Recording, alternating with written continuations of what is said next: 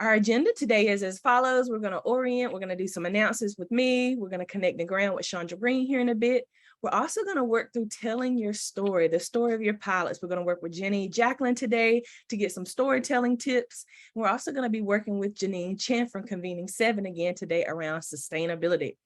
And then we'll close our time out with some next steps and closing. Just to ground us in our goals of the Resilient Leaders Initiative, RII will work with organizations and agencies to take the best trauma-informed practices that have worked in their communities for an organizational program like our own and implement these best practices and policies. We will also work with you all and different organizations to design new best practices for challenges that their organization is facing and work to build solutions to create new policies within their own organization and share them with organizations like your own.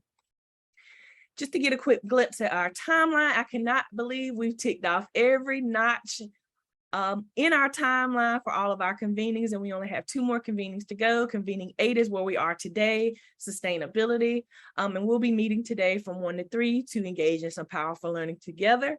And then next up, we'll have our final celebration on November 16th, where we'll hear presentations about your pilots, which we'll dig into here in a little bit. We were listening. You guys gave us some amazing feedback in our convening feedback surveys over the past couple of weeks, and we really value your feedback and wanted to name some of the improvements that you guys probably have seen as a result of the feedback you've given. So in convenings 5 through 7, you might have noticed longer breakouts. We also had a new facilitator join us in convening 7. You guys also mentioned that you wanted to get to know each other more outside of your team spaces, right? And so we paired you up with team members that are on other teams so you guys could get to know each other a little bit better.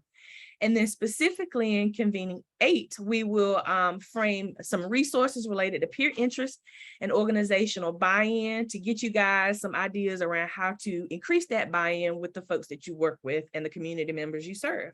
And you'll hear some of that from Janine. Today's learning objectives, we'll learn about storytelling tips and practices to tell the story of your pilots. We'll also review presentation instructions for our final celebration coming up in November. And then we'll be able to draft a little bit of our 30, 60, 90-day plan document to sustain your pilots long after RLI program is over. So we'll work on that today as well. So a ripe, wrought, chock full convening today of learning. And with that, to open us up, ground us, and connect us, I will turn it over to Chandra Green, who has an activity plan for us. Hello, good afternoon, everyone. I am so happy to be here for us to be together again. I am, like Courtney said, so surprised and excited that we're all the way here at Convening 8. So just excited about that and just want to ground us in the work that we have done together, just for you guys to connect in the work that you've done and see how far we've come. So I have a connection and grounding activity, and Courtney's going to pull it up now just for us to go back and circle back and look at what we've done. And we want to start with really looking at our journey through the lens of the systems mapping, right? So right at the beginning of this journey, we started with the systems map and looking at where we are, where you are in the system, and all those arms and legs of where you touch the systems, identified some leverage points, places where we could make some changes, and then really worked a strategy to become more trauma informed and resiliency focused, right? That's why we're all here.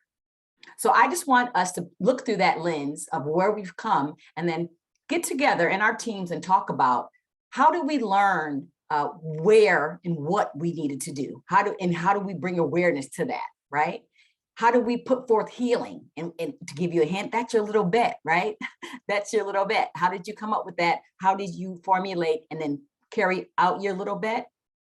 And then connection, how did these practices, how did that little bet or the practices that came from working together promote connection and resilience, right? So I want you to get together in your teams, kind of talk about your journey through this systems mapping lens, elect a speaker, because we're going to come back in a few minutes and just share out our journey through this systems mapping lens. Helps you to tell your story, right? Which Jenny is going to help us with a little bit later. So give us about 5 minutes You think, Courtney, in the breakout rooms? Get together, talk about your journey, really connect and ground in the work you've done. I want you to be excited about it and then elect somebody to come back and share with us. So I think the breakout groups are open, rooms are open. And I think we'll pop in too. If anybody gets stuck or wants some guidance, we'll pop in to some groups and talk about it, and we'll come back and share. And the rooms Sound are good? open. Yep, rooms are Open? open. Thanks, Chandra. You guys can self-select your team group. Go ahead and add yourself and join a room.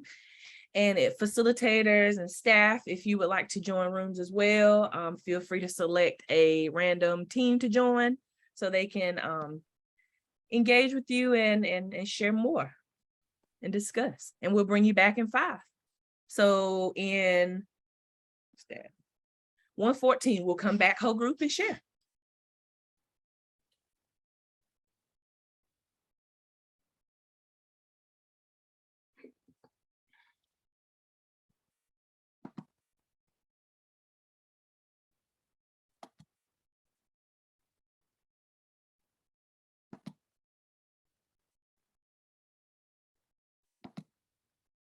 I'm going to join the Southwest. Could you actually pivot, Chandra, and join Okay. ECC? Is only one person in there, and Oh, okay. yeah, so yeah, that'd be good, I think, because they're coaches with Southwest, so I think they're good. Okay, cool. Cool, perfect.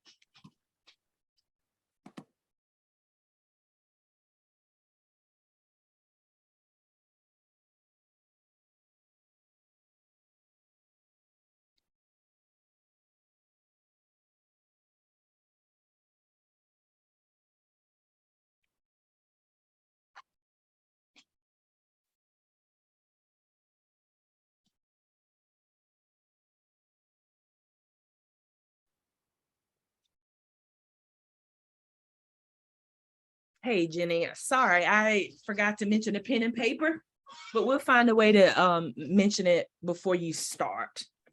No worries. And I'm just gonna take this moment to use the restroom. Oh yeah, please, feel free. Go for it.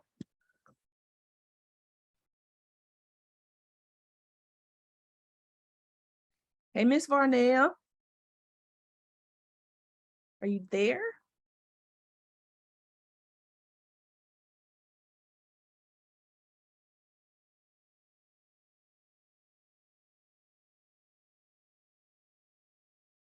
Miss Varnell, if you can hear me, I'm gonna move you to your team's breakout. We're just doing a connection activity.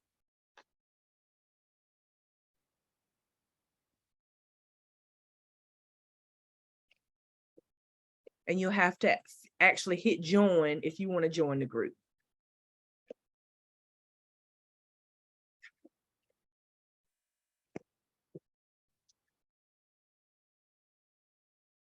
Hey, Megan, how are you?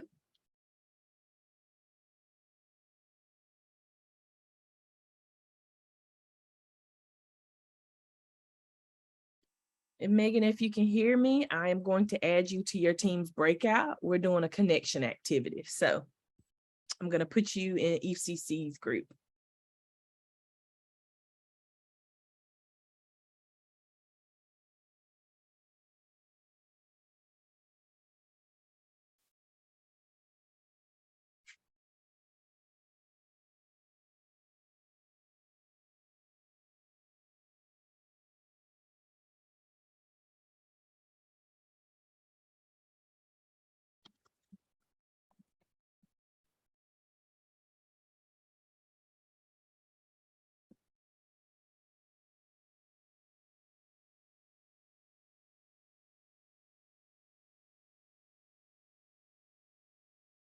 Summer, if you can hear me, I'm going to add you to your team's group as well.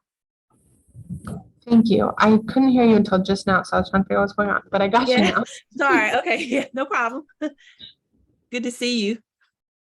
Well, good to have you, rather.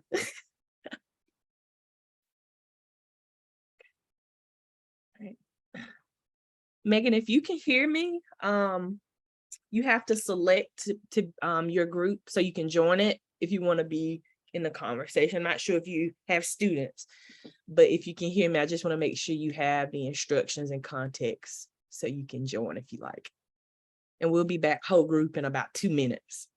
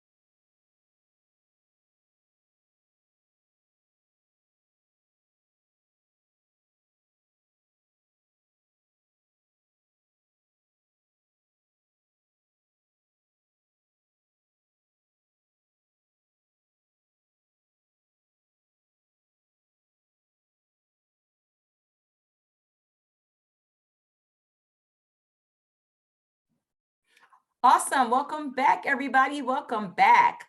I would like us, if we can be big screen, Courtney, for a second, as we share out. I hope every team, 4 teams have elected your spokesperson. So just as you'd like to, let us know. And I'd like to hear from each of the teams to share out help take us through your journey through the lens of systems mapping. Go first for Wilson County DSS. Our answers to this, basically, we learned the most through listening. The empathy interviews, the brainstorming sessions, those all gave us a lot of information. Some of it we thought we would get, and some of it was surprising. And it was not information that we thought we would get. But really, just in a nutshell, listening. All of that just involved listening to people and their stories and honoring where they were coming from. As far as the healing part, we all of our little bits are around that. So they're all like little things that just promote wellness and just the overall well-being of our staff. And we put several things in place that I think has improved that. And one of all of our group unanimously feels is that even though we work in the same agency, it's a big agency, and had we not had this project, several of us would have never connected with the others, especially in that way. And so the connection that we all have found with each other has been my favorite part. And I think most other people in this team feel the same way, that has been the one thing that we've found a lot of support in each other to carry on, what we're trying to do with regards to this. But we also have had the opportunity to connect with other staff. Like some of the empathy interviews I had, I didn't even know who these people were. We work in the same building, day in and day out, but we really just don't cross paths. So being able to just get those different perspectives and connect with other people has been a gift that has been given through this process. And so I'm really thankful and appreciative of that. Enjoyed that part of it. Thank you. Thank you so much, Nikki. Thank you. Next team. I'll go for Edgecombe Community College. We recognize the problem of having our students who were not finishing the program completely as far as getting their high school diploma. So what we did, we started a round of empathy interviews we did it with some of the students as well as some of the people who also work here, and what did they feel was the need, what was going on. And through those empathy interviews, that's when we learned that people have certain barriers, educational, social, economic barriers that were going through in their life that was preventing them from doing so.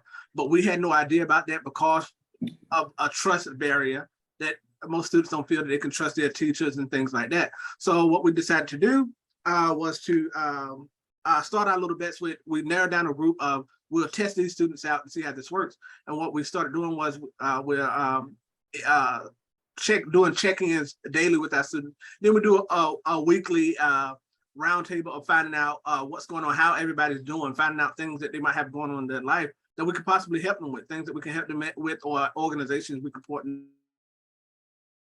the right directions. And from that, we're gaining more trust with the students. We're learning to trust them, they're learning to trust us. And hopefully, as the community goes on, we'll see that more students are willing to call us and let us know ahead of time before things would happen, before they have to stop coming, that, hey, I'm having transportation issues. So we can try to figure out something to help them so they won't have to stop their whole educational journey just for a transportation issue, or someone sick or someone going on. What can we do to point in the right direction? I'm having housing issue or things like that. Well, can we point in the right partnerships with people that can help you get through that?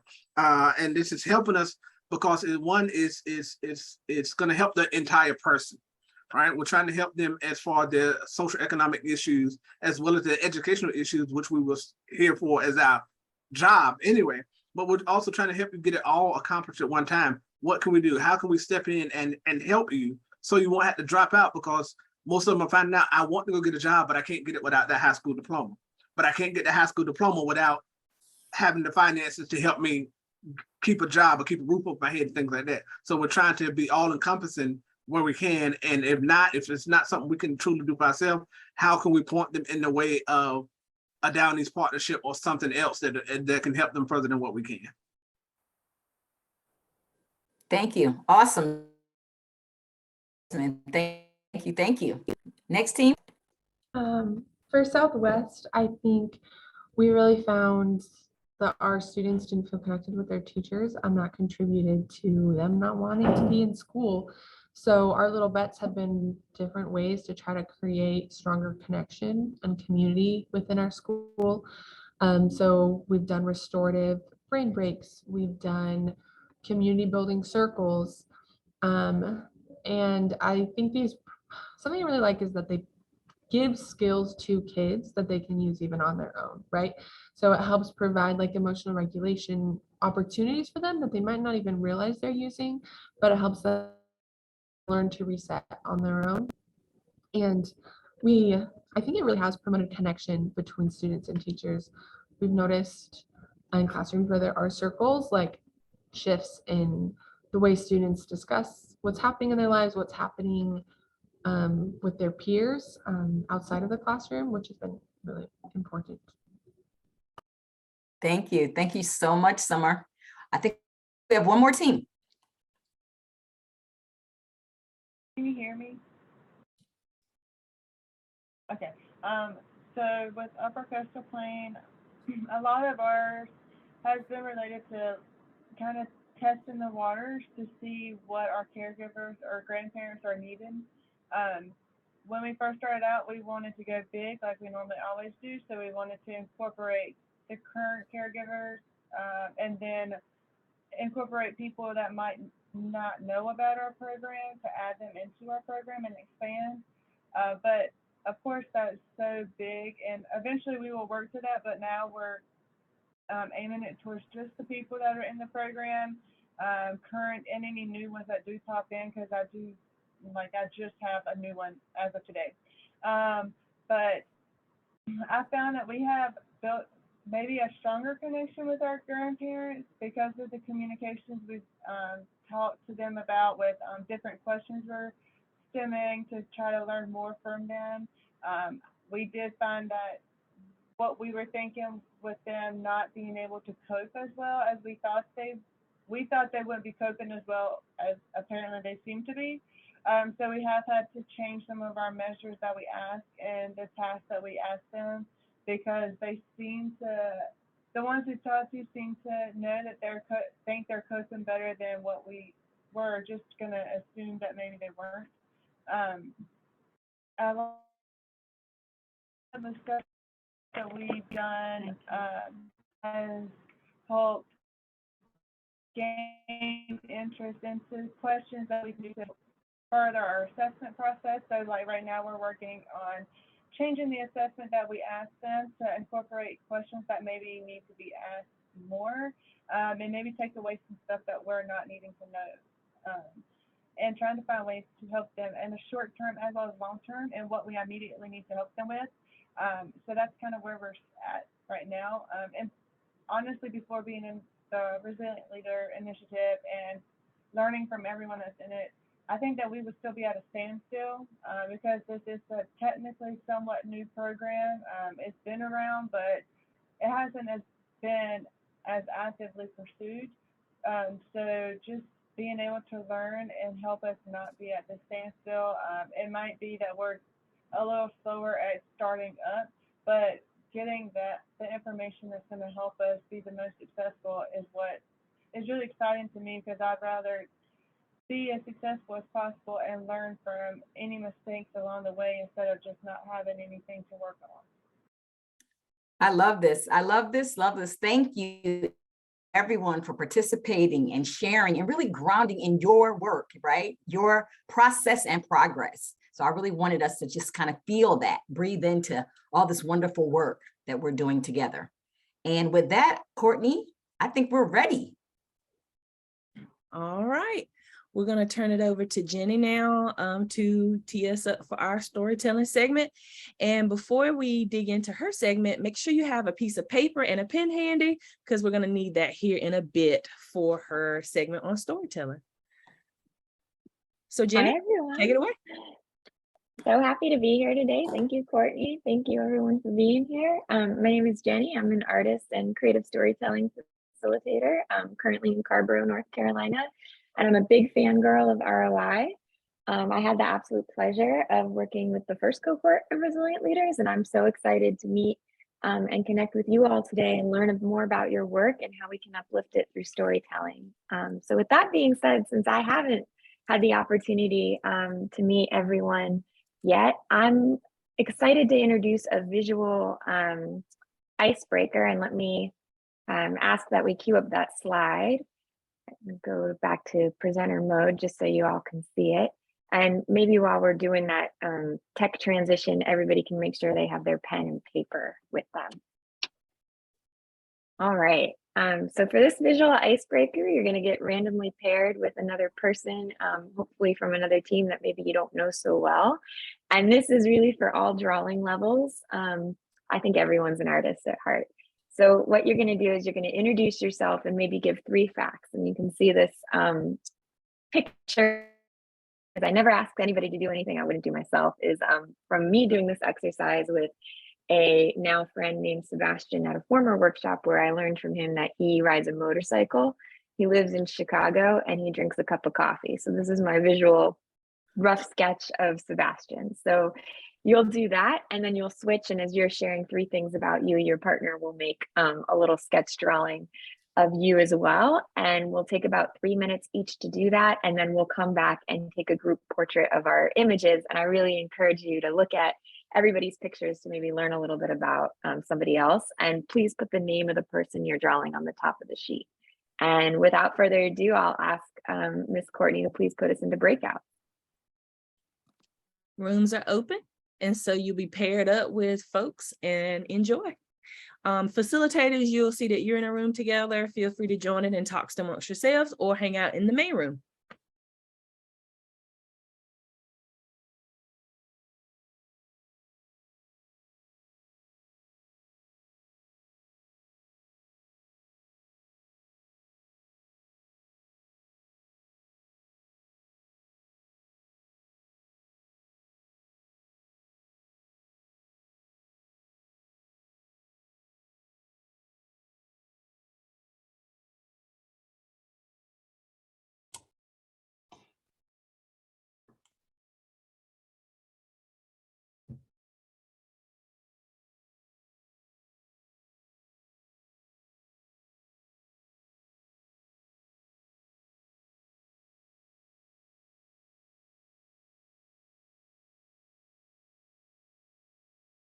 Hey, Mary, are you there? Megan, are you there?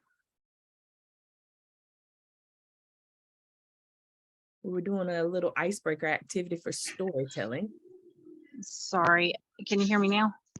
Hey, Mary, how are you? Hey, I'm all right. I'm so sorry. I was at a conference and the time got by me.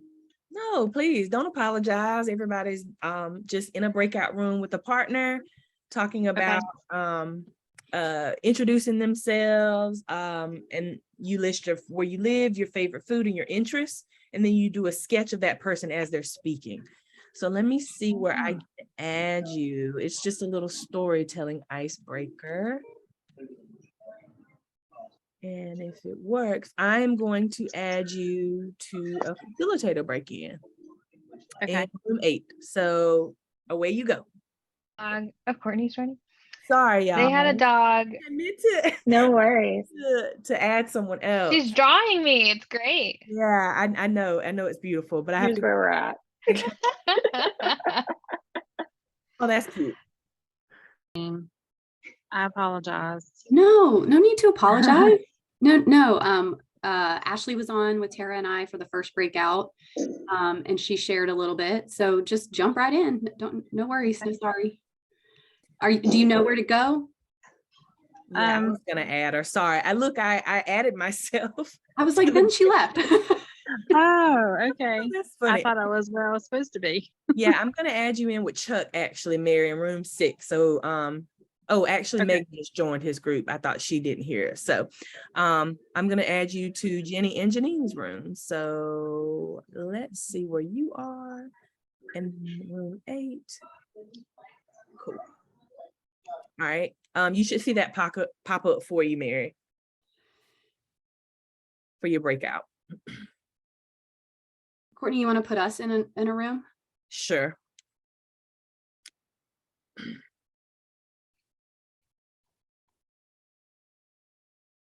think Megan's gone. Do you want to just go to the one that Jenny and Janine are in? I'll hang back in case someone pops out. All right. I might just try to look at some of this data stuff and use this time. Okay. Yeah, take your do whatever feels best for you. Okay. Well, I don't have to. I got Eastern Stars done yesterday. Yeah, right. Yeah, I'm we gonna can talk about that after, because we're recording, so I want to be aware. Yeah, no. No, yeah. We'll chat a little bit about like some adjustments we'll make and how we plan to still like share the data with the church community, and so yeah. Yeah, well, hopefully, make sure they get all those documents and stuff. All right, well, I'm gonna try to look at some of this stuff and I will see you in a minute. Okay, fine. Just message me if you need something. Okay, will do.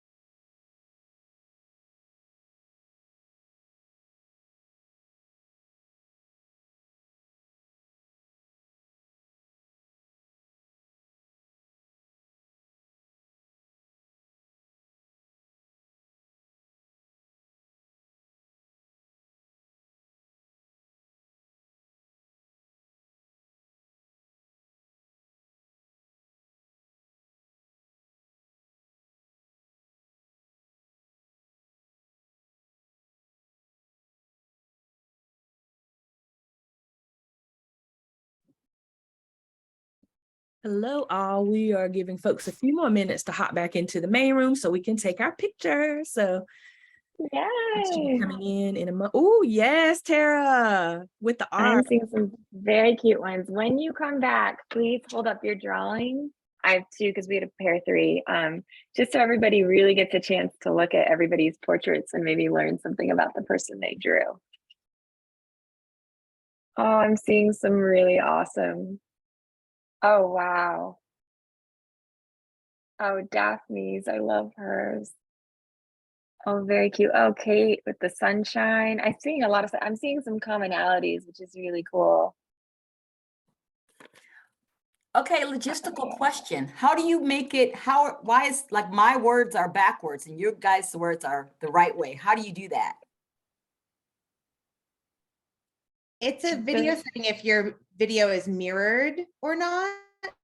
Oh, and how do you know if it, that's in the settings or? Yeah, if you go like on the video thing, it says video settings and it's just a little check mark. Yeah. All right, when everybody's ready, if you will lift up your portrait, I'm going to attempt to hold mine and take a screenshot of everybody. All right, on the count of three, I'm just going to take a bunch of them. All right, 1, 2, 3. We're going to keep going. 1, 2, 3. And I'll make sure these get sent around to you in the follow-up notes. 1, 2, 3, last one. All right now. Awesome. Thank you all so much. Just a quick in the chat, if you want to, in one word, kind of encapsulate how that was for you, I'd love to hear it. But I really enjoyed my group and getting to learn a little bit about everybody through their images. All right, so we will move on to the next slide just because I know there's so much to cover in such a little bit amount of time, but appreciate again all your creative energy that went into that visual icebreaker. It's really fun for me as well. So why is storytelling important? That's, you know, why would this be a component of this wonderful learning journey that you all are? I tried to break this down into kind of 3 main reasons why we are doing this. And one is stories connect. And I think that visual icebreaker is a great example of how stories connect. It helps us access different worlds, different people, different communities that we might not know about. It allows us to build trust and share because there's a shared vulnerability when we tell stories. And we listen to stories, we tell them, but we also feel them. And I think it's important to note too that we're all storytellers. So everyone has a story to tell. And then if we go to the next slide, number 2, stories shape. So stories are really important to our understanding of our histories. When we think about archives, what stories get preserved, what don't, all of these things really matter in how we understand and inform our worldview. And many studies show that information is retained more deeply through storytelling. And there's a Harvard business study that we're going to be kind of scratching the surface today, but I want to send a lot of reference materials for those who are interested in kind of digging in deeper.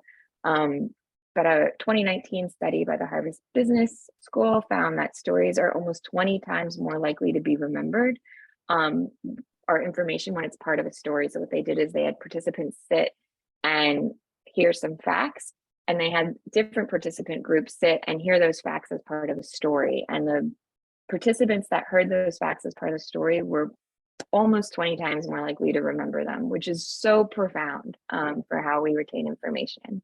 And then the last one is stories sustain. And I know Janine's going to be talking about sustainability today, so this is really important. Like I said, stories help us learn where we have been and inform where we might go next. And in the case of the social change initiatives and work that you all are doing, stories can be a really vital entry point for key stakeholders and funders. And we'll talk more about that as well. So if we go to the next slide.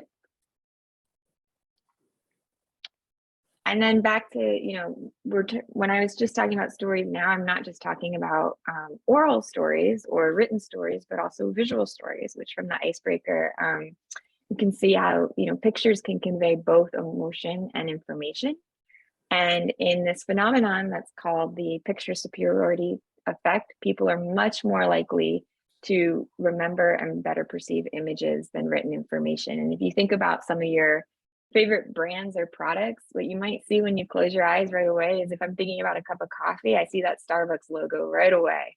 You know, pictures really immediately can resonate, and especially if you're working across cultures or languages, pictures are this shared language, and they can travel through different spaces and contexts. And there was a group last year, the Hope program, that I worked with, and we did a photo voice project where they actually gave cameras to some of the students that they worked with, and those students were able to articulate their own personal journeys through images. And there's a video link to that I'm happy to share in the follow-up materials. I think it's a great case study of how you might use visual storytelling or different storytelling techniques in your own work. And I think too, coming back to stories being a participatory project where it's not just, you know, traditionally we think a lot of times about photojournalists, one person coming into a community photographing and everything is kind of seen through their lens. And I think the great thing about what's happening with technology is everybody has a little camera now in their pocket,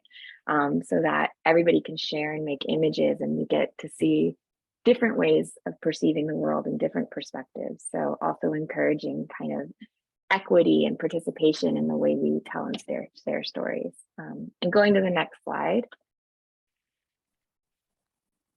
Let's see. So your learning journey presentations. We are going to, as kind of a capstone to this incredible learning journey that you all have been on, that I'm so excited to learn about, because I've seen some of the work and I've read about some of the projects and teams, but I want to dig deep. I want to know more. And I think other people want to know more too. And so when we're thinking about these learning journey presentations and reports, we're really thinking about how they can be a vital tool for you and your team and your organizations beyond this program. And so the learning journey report will really share who, where, why, how, and what's next. And this will really be your team story of those little bets that you tried and your journey through the Resilient Leaders Initiative. It's both a storytelling and a communication tool that's not just for the purposes of this audience and this group and to share with each other, even though that's really important to share learnings and insights with each other. It's also something, like I said, that you can use beyond this program to communicate your story, what you're doing, why it matters with others who might be interested, might want to participate in your work, or might want to fund or support it in other ways. And as part of that, we're also going to integrate visuals. And so we'll also integrate up to 5 images and a logo. And ROI has a designer that they're going to bring in. And this is such a gift to help design these reports, so that they'll really be a wonderful tool for you to use. And so I'm going to quickly transition to share my screen, and Courtney and I are going to try to do this as seamlessly as possible. And right now I'm disabled, but we're getting there.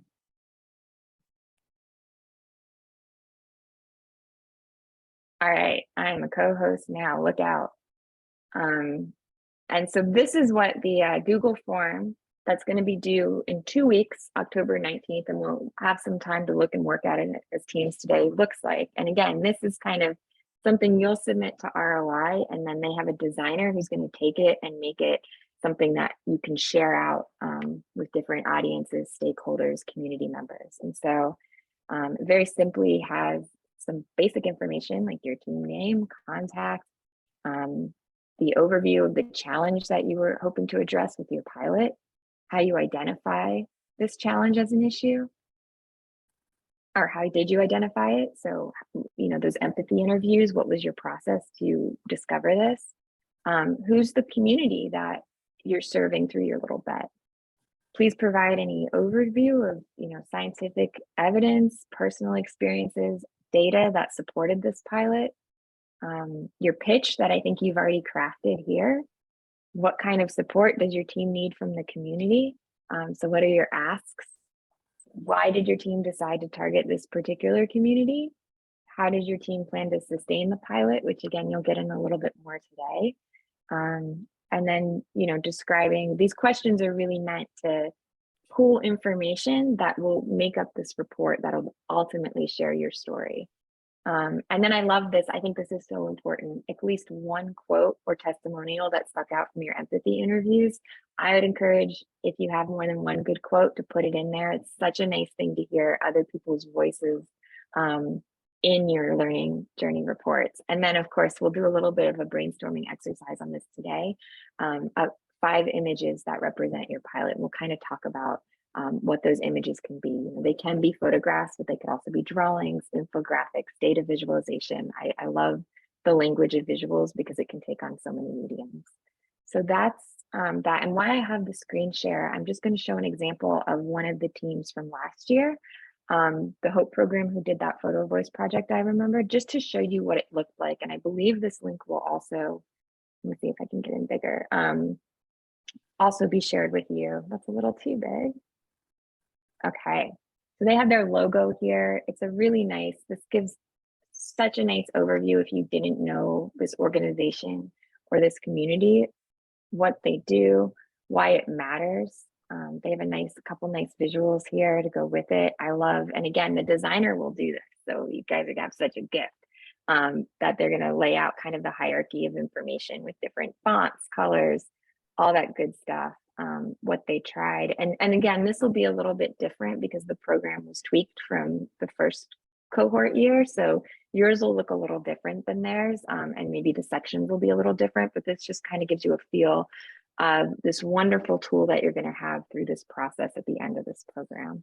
And there again is the testimonial, which I think is great. And then if I'm like so moved by these stories, by this information at the end, I'm like, what are their next steps? How do I get involved?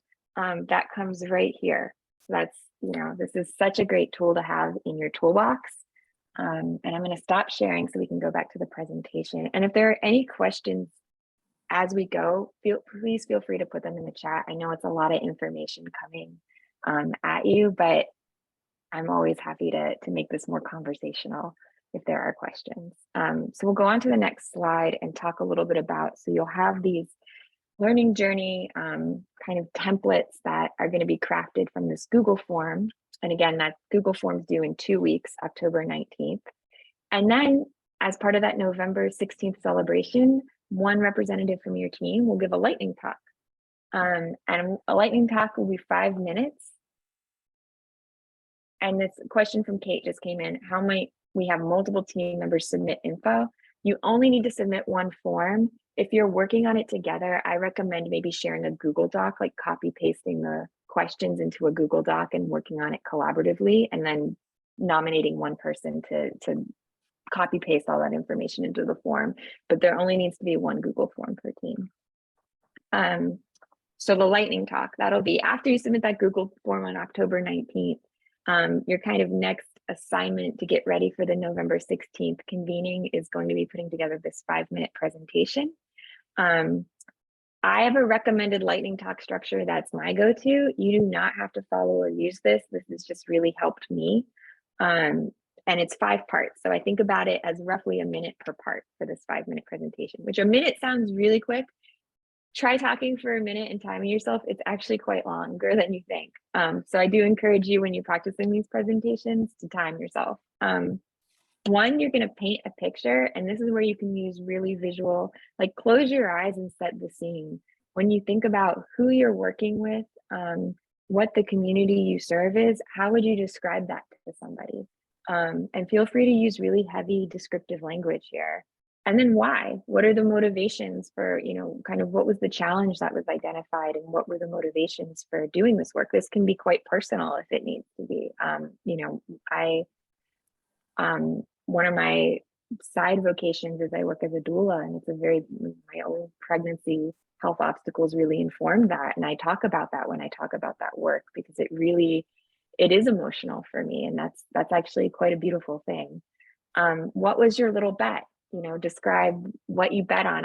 Which I can't wait. Like I said, I read a little bit of the team descriptions, but there's a lot I don't know about this cohort that I can't wait to learn. What did you learn doing this as a little bet? And then what's your vision for the future, and really get concrete about this. This is a great time to talk about your goals, but also talk about where you need support. And again, the overall objective for doing this is, not just so we can hear about all the great work and your insights from this journey, which is super valid and I think integral to the learning process, but it's also to, share your experience and insights with others and create a tool for your work in the future. So this might be a pitch or presentation that you give again and again and again. So that being said, we're going to go to the next slide. And I want to give some presentation tips and resources because it might not sound this way now, but I'm a very shy person. Public speaking was a nightmare for me. It's still a bit of a struggle, and I really want to appreciate and uplift that everybody starts at different places with their comfortability doing this type of talking.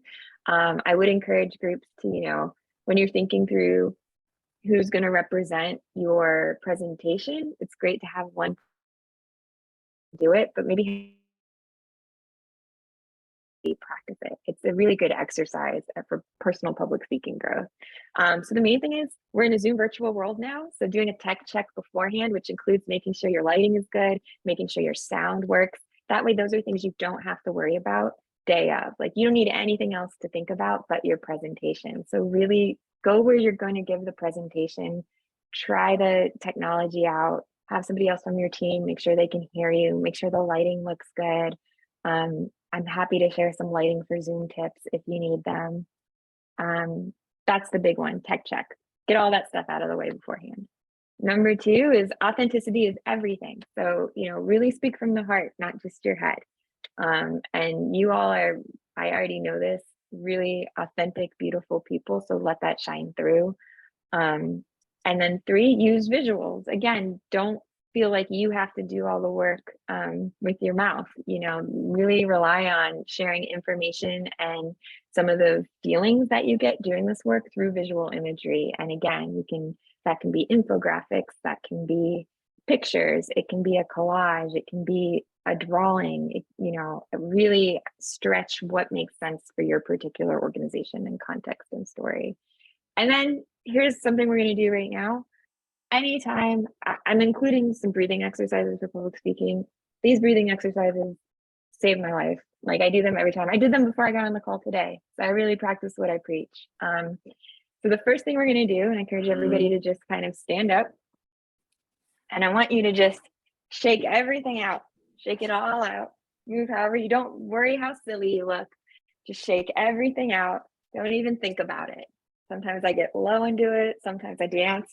I'm not even going to lie to you. I have a hula hoop I use sometimes. Just really stretch it out. And when you've come to a stop, I want you to lift your arms as high as they go and stand on your tippy toes and just stretch. Try to make your body stretch as much as it can. All right. And when you're done, you're just going to take 3 huge breaths. Let me see if I can back up a little bit more to give you. And I do this every time. I just give 3 large breaths. Counting to 5 when you let it out. And we'll do that 2 more times. And you can move your arms up if you want. You can keep them by your side, whatever feels good to you, but really feel it all in your stomach, your lungs, your core. So we'll do another one. Breathe in and let it out for a 5 count.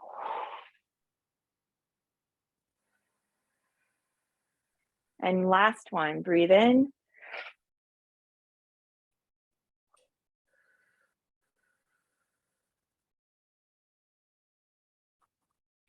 All right.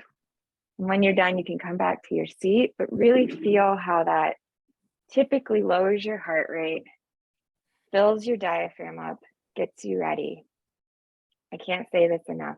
Even if it seems silly or you feel like you don't have time, make the time. I always make my alarm go off 10 minutes before I have to get on the Zoom, and that's what I'm doing. And I can't even tell you, if there's one thing you take away from this presentation, it's breathe, breathe, breathe, shake it out. And so if you have any questions about any of those public speaking tips or tricks, feel free. I'll have my contact information at the end of this, but there's a lot more in the links that Courtney will be sharing out after that. I encourage you to just pick 1 or 2 that feels good to have in your toolbox.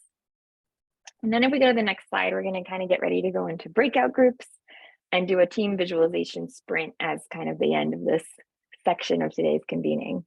So what I'm going to ask you to do is we're going to get into teams, and I'm going to ask you to take the 5 parts of the presentation that I talked about, paint a picture, why, what, how, future goals. They're all here in the corner blue. And I want you to brainstorm a visual for each of those parts as a team. This doesn't mean these are the final visuals you're going to use, but just to kind of get those creative juices flowing. And we're going to take about 10 minutes to do this. If you breeze through that, I really encourage you to start on your Google Forms as a team. You know, even if it's just mapping out who will complete which section or any internal deadlines, but any remaining time, that's what we're going to do. So just to keep things moving along, we'll get into those breakout groups. And like I said, just asking every team to come back with 5 ideas for visuals. All right. Here we go.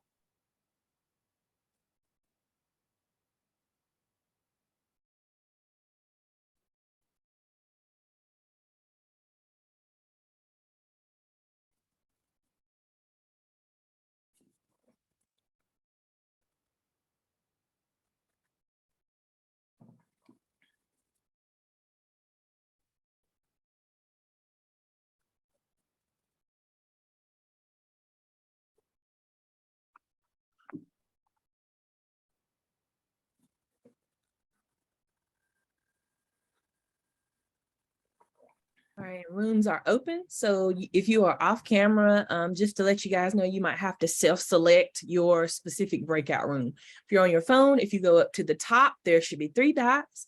You should be able to select your breakout room that way. If you're on your computer, if you're on your desktop, in Zoom, there's a toolbar at the bottom with lots of icons. The icon that you want to use is the breakout room. It should be like 4 little boxes. Or if there's 3 dots there, it might be an option in the 3 dots. And if it should be like the 3rd or 4th option that says breakout rooms, and you can select your room. If you need us to put you in your team's room, we can do that for you. We're hanging back in the main room to help out, to make sure people get shifted over. And if you have not self-selected, we will add you manually to your team's room. So you might be hearing my voice in the main room, but soon, here shortly, you will hear the voice of your teammates.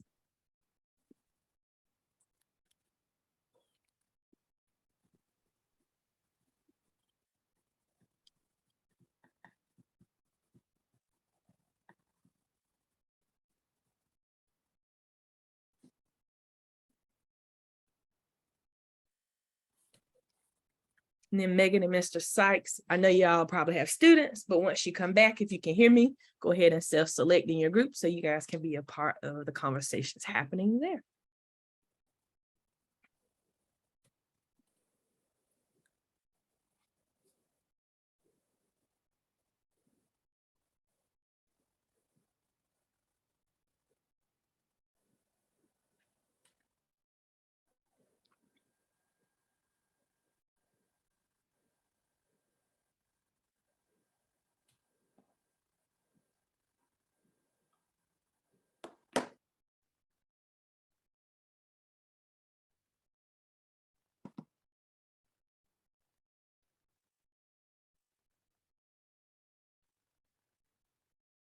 I'm going to share my screen while folks in the main room are here. So you guys, if you want, feel free to go off camera or listen to a little bit of music here while we wait. And we'll bring them back around 1:13, Jenny.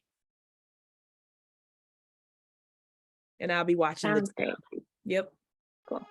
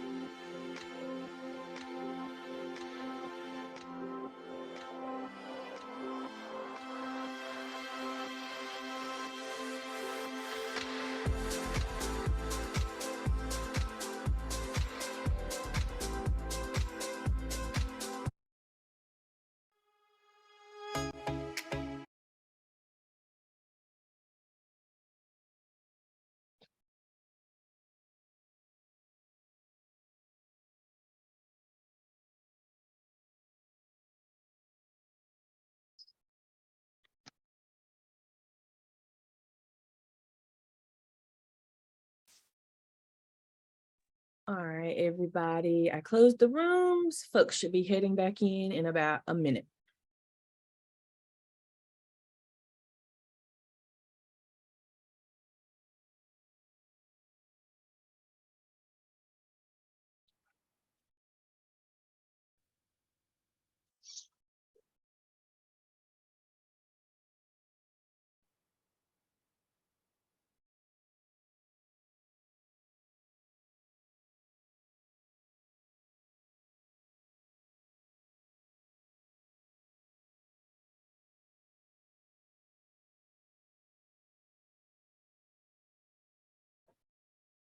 All right, everyone. As everyone trickles in, I'm going to ask you to write something in the chat, but not send it through yet.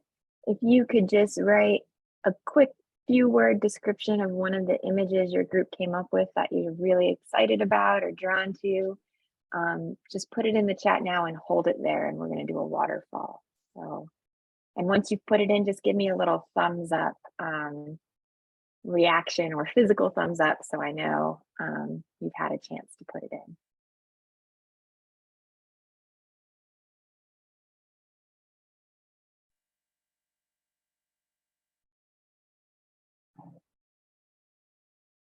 All right, I'm starting to see a few thumbs up. If there's any more, about 30 more seconds.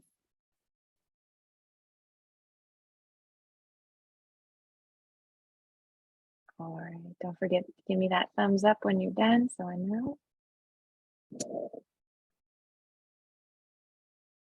I'm gonna give this 10 more seconds. All right, seeing even more thumbs. All right, and I'm gonna count down from 3, and when I get to the end, hit that enter button and release that picture out into our little chat world. All right, 3, 2, 1, go. Yellow flower growing in the midst of trash in a wooded area. Graphic of the many systems clients have to navigate. Rushed, a process map depicting what we are working to improve. Oh, I love a map. Providing the best resources and assistance to breaking the cycle. Healthy intergenerational relationships. I love that. Picture of a grandparent with their grandchild, bending under the stress, but still growing resilient. Food truck Friday. Yes, y'all are making me hungry. Plant tree growth.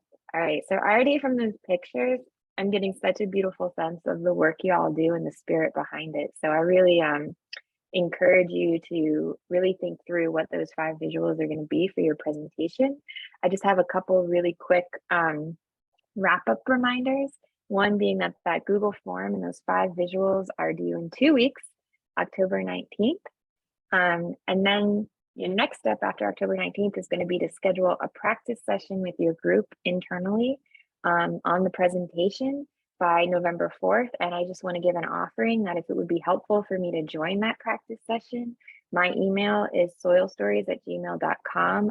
Please reach out to me and we can schedule something between October 19th and November 4th. That's just an offering, it's not a requirement. And then I just want to use the final moment we have, and I know this was a lightning session onto itself today. If there are any questions or thoughts that the group wanted to share out, and maybe we could quickly go into gallery mode for that. Any questions on next steps, this process, anything we talked about, final thoughts? I would love to hear at least from one person. And if nobody raises their hand, I will randomly select a name. But if you are feeling called to share or have a question about the myriad of deadlines I just threw at you, please come off of mute.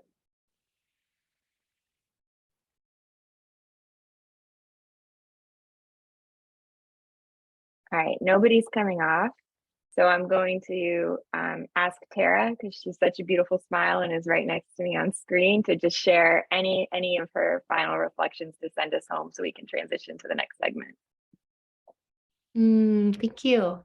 Well, I am sitting with the power of storytelling. I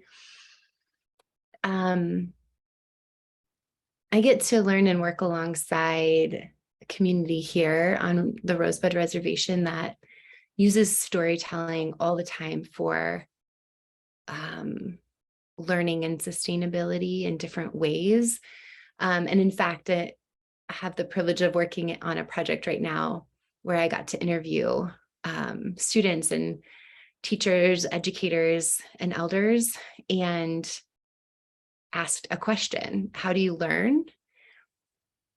That's it. And just like let folks tell stories of how they learn. And the greatest theme that came from those conversations was that people learn best sitting alongside one another in stories. And so to then hear some of the work that you're doing and the research that you shared, just like as another small affirmation of the power of storytelling, in this like big ecosystem of examples of the power of storytelling, I think that I feel excited about this process alongside my team, because they have quite a story to tell of the work that they've done and the work that they're going to continue to do. And so that is what I'm holding on to right now. Thank you. That is so magical. I love when just like spirit sends the best way to conclude this segment. And I think that was just it. So thank you, Tara. And without, it's been such an honor to get to connect with you all today. And I cannot wait to hear your stories in November. And please, again, I know we went through a lot, so feel free to be in touch and reach out with any questions. And with that, we'll move along to our next segment. Thank you all.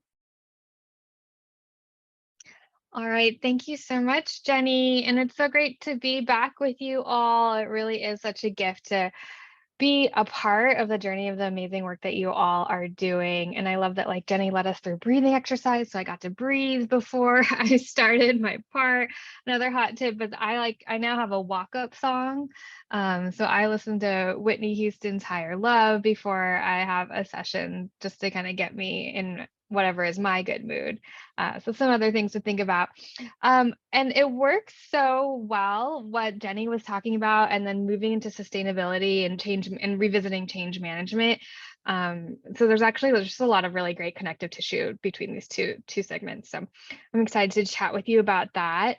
And so I want to loop back to last convening. We learned about the importance of trust, barriers to trust, and a lot of tactical strategies to influence others. Similarly to Jenny, I threw a lot of different things at you, and different things for you to kind of take along with you. But sometimes you can do all the strategizing and thinking, but if you don't start from a relational place of human connection, which I know you are all aligned on with that, you're not going to see the change that you want to see. So I know folks are thinking about, how do I get this peer on board? How do I get this leader on board? And it's actually very much tied to what Jenny was talking about in terms of storytelling. And so I'm just going to give you another tool, another way of storytelling in a more conversational way, versus kind of the presentation and the wonderful tool report that you're going to have. This actually can really really kind of partner really well with that. So if you think about, maybe you need to have a conversation with somebody that just isn't on board, you want to start from a place of building connection and mutuality, thinking about what is your shared vision, shared hopes, like why should they even be in conversation with you? And you also want to be thinking about how to get curious about them and what their needs are. And so in that sense, it's very similar to empathy conversation. So Courtney, if you can click to reveal a number of prompts for you to kind of think through if you want to plan for a conversation that you want to have with a key stakeholder. I'm not going to read all of these out loud. There is a template in our template list to have these, and then you can plan for some of the answers. So some of these you might already know and you might already have a hypothesis for, or some of these are questions you might actually want to ask in a conversation with them. So I'm just giving these to you as a resource to have a conversation where you're learning about their needs and then responding with your story of how those needs meet or sorry, how your work meets those needs.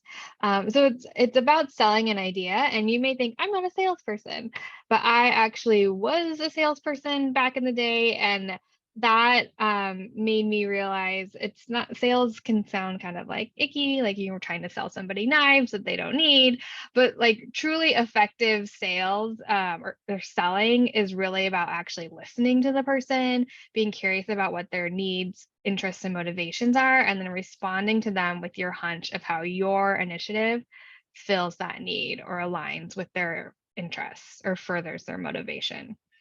So if you can get into that kind of mindset, my hope is with these questions in preparation for that kind of conversation, that'll help you move the needle with folks who you need to bring along and build buy-in. So that's a little bit about that. But in terms of where we're moving towards in sustainability, we need to start thinking about how are we planning for that change, and how are we planning for that change to sustain. So the homework that I asked for you all to do from the last convening was to think about, what are some barriers to change? Who might help you remove those barriers? How might you utilize change management strategies? So you have what we have on the left here. And then you have your stakeholder analysis that you did way back earlier in this cohort experience. And I want you guys to be able to either pull that back up or think about who your key stakeholders are, and think through the questions of who needs to be on board for this initiative to sustain. That might relate back to like who needs to, hear that change story. What's your plan for ensuring they're on board? Maybe somebody on your team needs to have a conversation with them, or maybe you need to show that data to them. Who will be responsible for owning and sustaining that relationship? I think a good assumption to make is if you have kind of someone that's kind of sticky in that buy-in process, it's not going to be necessarily just one conversation, and you should plan for some sustained conversation to keep this initiative sustained. So what I want us all to first start with is we're going to take 15 minutes to really dig into the stakeholder analysis piece. This is going to be slide 4 on your, I believe slide 4 still, Courtney, on your templates and links deck. And so you're going to break up into your teams and take some time to think through who are those key stakeholders that we need to be on board for this initiative to sustain, and what are some steps that we need to take to get there with them. I think, have I created any questions? All right, then with that, we are gonna have you jump into your groups.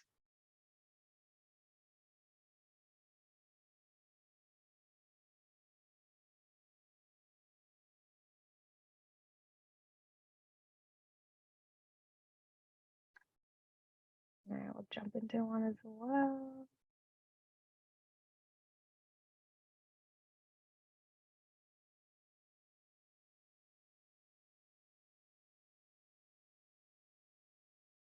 All right, if you are in the main room, I will be adding you to your team's group.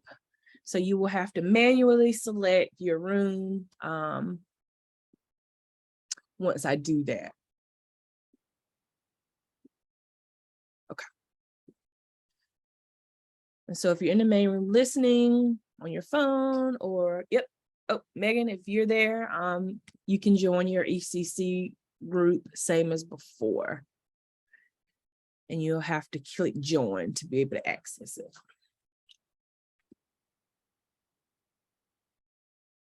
And Chandra, y'all feel free to hang back, or if you want to jump in a room, whatever works for you.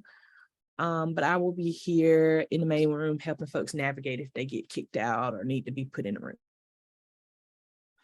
Okay, yeah, I was looking at all the rooms to see where I might be useful. Melissa's in Upper Coastal, Janine's in ECCU. Southwest has, well, Kate's in there, that's their coach, right? Mm-hmm, mm-hmm. And the coach is in, Chuck is in with Wilson DSS as well. Yeah.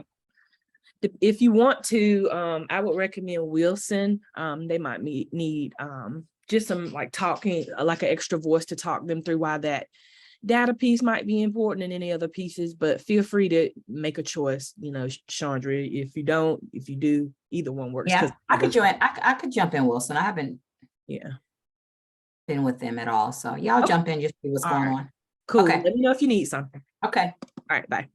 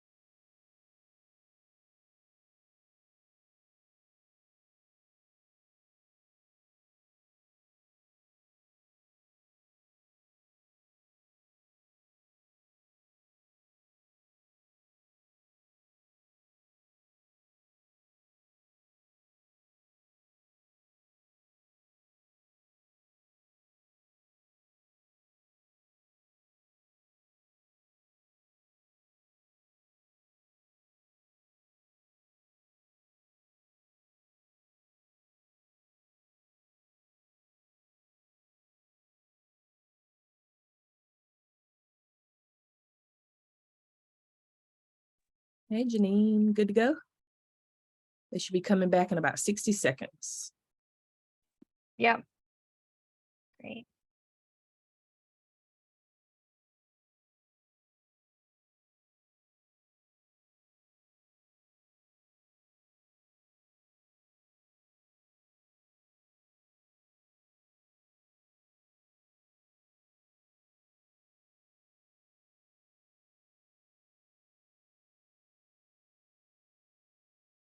I think we're going to have to cut the time a little bit for this one.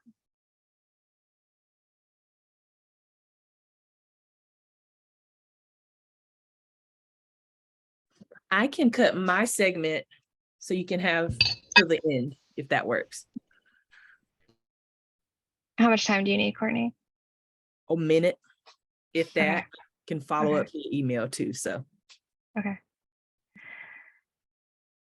All right. Is this the group? Oh, they're slowly trickling back in. As folks are coming in, I know it never feels like enough time, possibly. You're just like, who are my stakeholders again? Who matters? But I hope that you've had fruitful conversation of starting to think through who needs to continue to be on board, who could change their mind, what should we do to get ahead of that? So you may not have completed that list, but hopefully it's starting to help you think through kind of that future orientation. And what we're going to do is start building towards a 30, 60, 90 day plan. Can you raise your hand if you've heard of a 30, 60, 90 before? Tara, Victor, Chuck. Victor, can you summarize? How would you summarize it for us?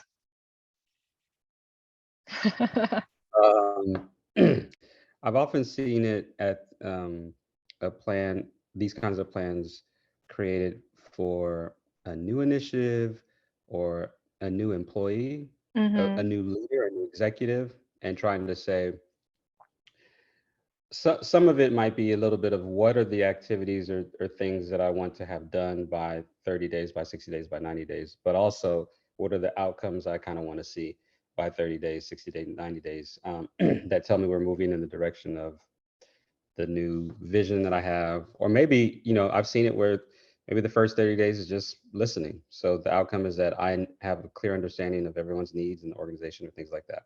But it's just a set of goals to say by this date, this will have been done or this outcome will be seen. Thank you, and much better than I could have said it myself. Amazing.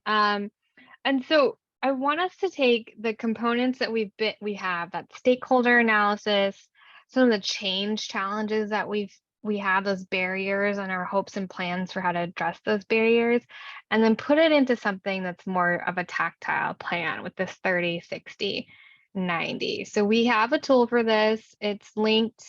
I think it's linked in your template. And so now is the time, and we just want you to start. It's a longer document. Actually, Courtney's going to screen share it for us right now. But it has other components, and I've highlighted the parts that we just want you to focus on now. So to what Victor said, what is the first 30? What does it look like? What does success look like? Outcomes for the 30-day, at the 30-day mark, the 60-day mark, the 90-day mark. It gets even longer. We don't want to go that far for the purposes of this exercise. And then on page 2, if you scroll down to that, Courtney, we're going to start planning towards that 30-day mark. So what are the activities that you want to, that you need to complete, or the action steps you need to complete to get to that 30-day outcome? So ideally, if you have time, we want you to get to the planning towards the 30-day mark, but at the very least, starting to think through, okay, we have these change challenges, we have these stakeholders we need to keep on board, maybe we have some other things that need to happen for sustainability. What's the success look like at 30, 60, and 90? And then what do we need to do with regards to addressing those change challenges or stakeholder buy-in in the first 30 days or 60 or 90 days? I created any questions about our next steps in building towards sustainability? So we will have just about 12 minutes to get this started here. Back in your team groups. All right.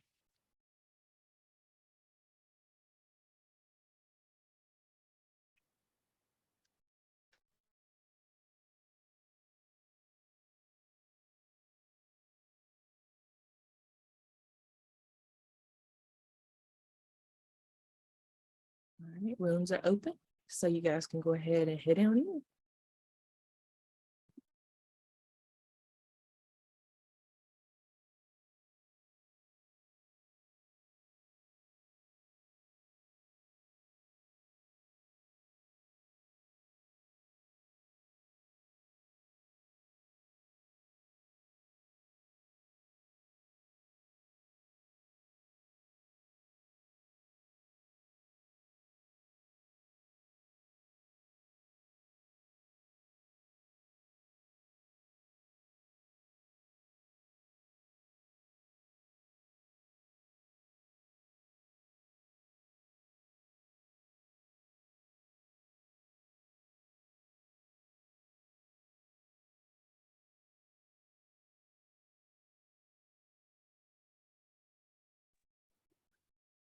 How long did she say again? She said, how many minutes? 10?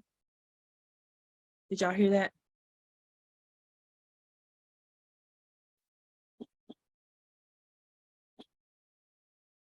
She might have adjusted, so.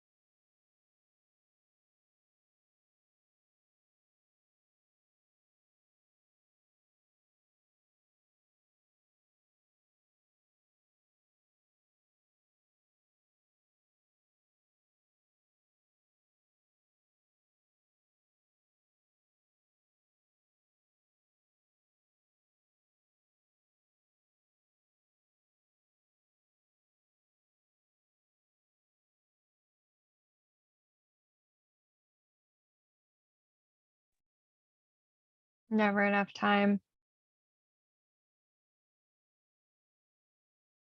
Never, never. The group I was in was just like talking about the 30 days. That makes sense.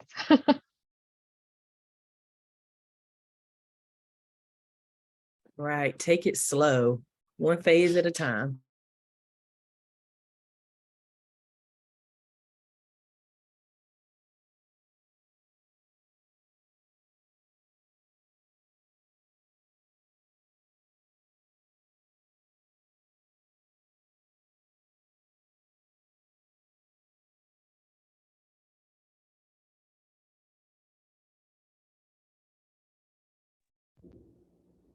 Being reduced or eliminated, addressed, overcome.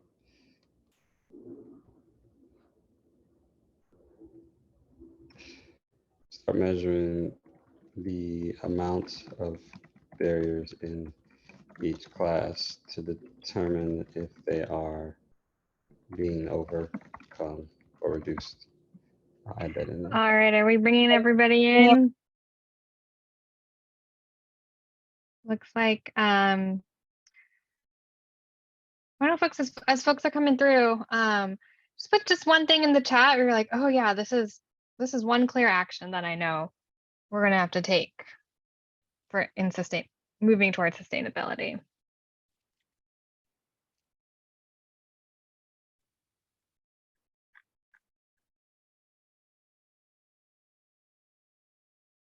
Could still be a half-baked thought. I know lots wasn't enough time. Maybe you just were talking about the first 30 days, which is great. Order supplies, huge, important. Intake form assessment, great. Buy-in from other stakeholders, building that out. Awesome. Transitioning work. Getting tools for assessing completed. Great, thank you all. So similarly to Jenny, I just want to leave you with some more tools. We're just getting started, but you're getting to see like a little bit of a path forward, and that's what we're trying to help kind of build that yellow brick road as you walk it.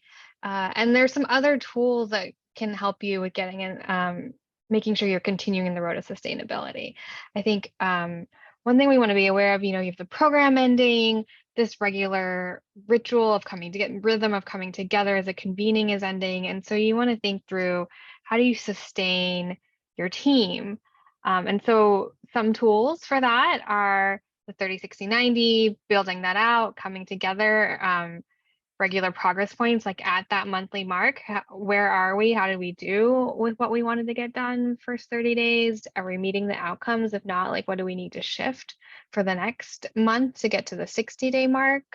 Does our 60-day outcome need to shift? Like, making sure you're continuing to regularly meet on your initiative is really key.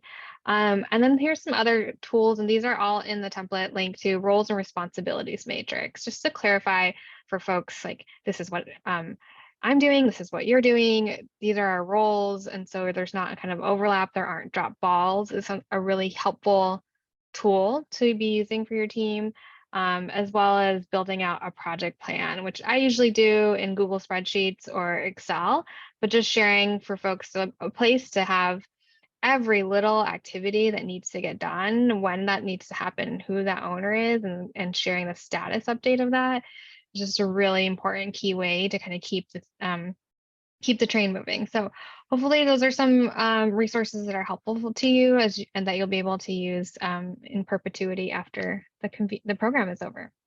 And that is my time. So thank you so much, everybody. I'll pass it on to Courtney. All right, guys. I don't know about you, but I've learned so much today from both Jenny, Janine, and Chandra from our time today, whether you're building your storytelling chops by doing some breath work beforehand, or you're just zooming really in closely on those 30 days of post life after the after the cohort and what that'll look like for your pilots. Or if you want to think about, your journey through the lens of systems mapping, right? All of us have a lot of bits and pieces that we will take from our time today. And as we close, just wanted to share some actions, items, and next steps with you all to get super clear on what you guys should be up to in the coming weeks. We want you guys to continue working and building that 30, 60, 90-day plan. And that is an ongoing work stream, right? You want to revisit that every week up until the end of your program and even after, right? As you prepare for life after RLI, right, with your pilots. If you haven't already, make sure you provide us with any funding applications you want to submit by Friday, 10/14. We also want you guys to complete that learning journey presentation Google form that was referenced in Jenny's section earlier today. And so we can start building those presentations for you with our graphic designer. Just to make another note about our presentations, our final presentations will happen on Wednesday, November 6th on campus at Edgecombe Community College, Tarboro campus. So if you're able to join us there, we'll be sending along some logistical information about that soon. But just tentatively, that's where our final celebration will be. And as such, you're going to want to make sure that you invite people to that, right? You're going to want to invite those stakeholders we talked about getting buy-in from early. You want to invite your fellow colleagues, Jerry from around the corner, right? He's been wanting to know what you guys have been doing for every Thursday, right? For the past 9 months, and he's curious. So invite him. And we would ask that you invite them virtually to to the final celebration, because we want to save the in-person space for our teams and our internal staff so we can meet up together and connect. And so again, we'll share logistics information around how you can plan for that time. Additionally, I put in a template in the team's deliverables folder for you guys to use as you build out your invitations. So if you want to shoot folks an email or, a text, I put in like a guideline for you guys to use. Totally up to you if you use it, but it is there for you if you want to just copy and paste it and send out a mass email to folks. And then lastly, you want to make sure you hold space to practice your presentations once I get those over to you from my graphic designer. You want to time that presentation. You want to use some of those tips that Jenny shared about breath work. So make sure that you're holding that space between now and then, at least at a minimum by Friday, November 4th, to hold that space to make that practice session for your presentations. You want to make sure you identify that speaker as well, and you can do that in your team groups. Just to close us out, like I said, the final celebration will be at ECC Tarboro campus. And today we're going to do our last drawing for our convenings today. I'm going to click my wheel of names to see who won our prize for today.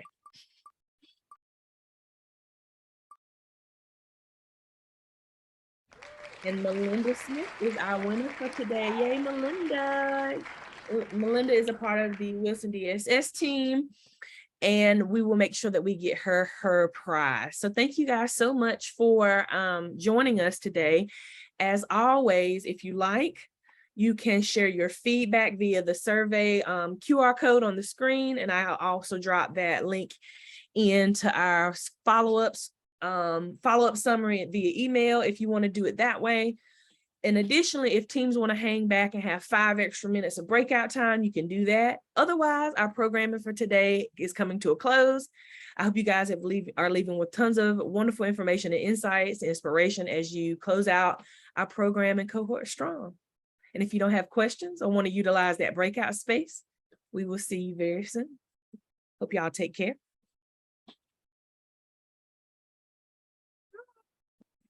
Love to see the waves on the way out. Everybody's like, bye, holler.